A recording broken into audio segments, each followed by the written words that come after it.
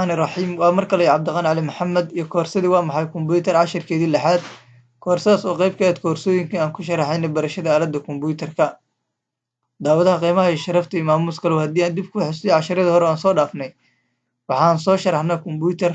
waxaan ka soo hadalnay qaybaha uu ka kooban yahay kombuyuutarku oo aan kusoo sheegnay 4 qaybood ay uguna weynaayeen hardware iyo software waxaan soo sharaxnay hardware oo aan u soo kala saarnay 5 qaybood waaweyn waxaan ka soo baxnay 2 qaybood oo la yiraahdo input iyo output devices waxaan maanta rabaa inaan halkan ka sharaxo 2 qaybood oo kale haddii aan ku hormaro wax la yiraahdo processing unit oo loo yaqaan central processing unit ahna maskaxda kombuyuutarka brain of the computer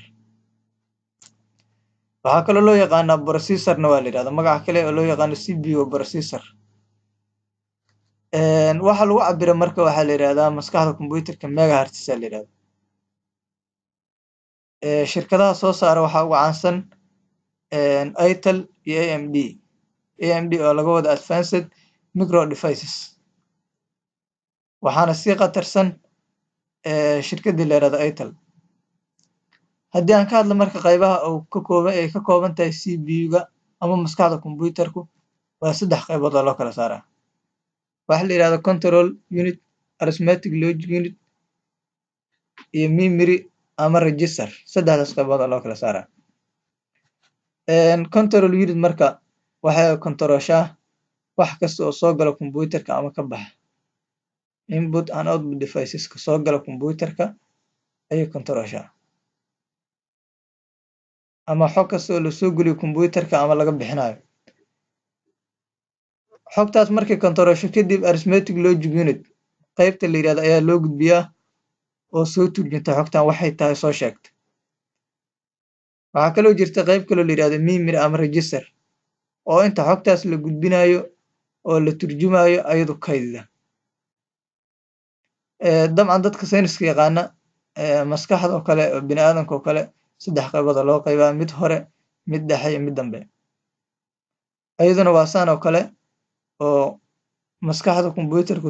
sideeda dhanba kombuyuutar waxaa la yiraahdaa waa smart machine waa machine aqli leh sida bini aadamka oo kale u hawlgalaa marka 3dan qaybood loo kala saaraa maskaxda kombuyuutarku uu iska leeyahay waxaa kaloo marka aan rabaa inaan intaan ka bixin aan uga faa'iideysto fursadan kombuyuutarada hadda la isticmaalo laptopska la yiraahdo cabirka ugu fiican oo hadda macquulka ah waxa waaye 2.7 gigahertz meeshan megahertz ka dhowti gigahertz ayay isku sii bedeli doontaa oo kor u soo socon doonta ilaa iota hertz ay kasii gaareen waxaan kaloo rabaa marka inaan qaybtii kale oo sharaxo oo hardware oo iska lahay oo la yiraahdo storage deviceska waxaa la yiraahdaa waa aaladaha xogta kaydiya waxay kaydiyaan xog ay qabtaan kombuyuutarka dhexdiisa iyo banaankiisa 2 qaybood loo kala saaraa marka la kala saarayo 2dan qaybood loo kala saarayna waxaa laga eegayay dhanka time-ka ay kaydi karaan xogta waxaan u kala saaraynaa anagoo dhankaas ka fiirinayna waxa la yiraahdo primary storage device iyo secondary storage device kuwa daruuri ah oo laga maarmaan ah iyo kuwa faakihisi oo secondary storage device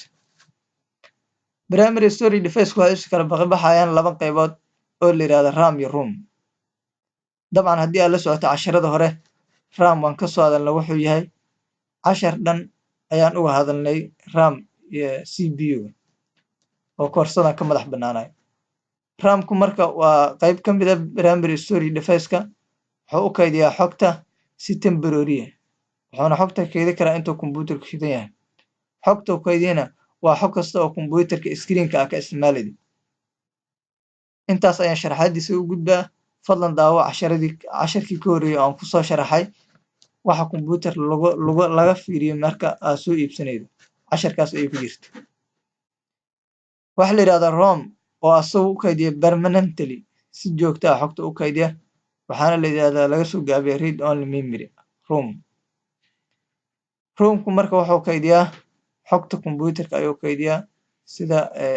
shirkadii soo saarto kale warbixinta kombuyuutarka ayuu kaydiyaa waxna lagama bedeli karo waxna laguma dari karo labadaas qaybood ayaa loo kala saaraa primary storage device marka hore ayayna computerka ku yimaadaan saas darteed ayay primary storage device noqdeen waxaa jira marka secondary storage device kuwa la yidhaahdo oo ka mid yahay hard disk drive flash disk optical disk hard disk waxaa lagu kaydiyaa xogta lagu kaydiyaa waqtigaa rabta ayaa ku kaydi kartaa si joogta ayaa xogtaada ugu kaydsan kartaa flash disk asagana waa sidoo kale oo xogta lagu kaydiyaa optical disk ayaguna canjalo waayo oo xogta lagu kaydiyaa ayagana sawiradoodana gadaal ka arki doonaa marka waxaa kaloo loo kala qaybi karaa storage device-ka oo aan ku sheegnay xogta aaladaha xogta qabta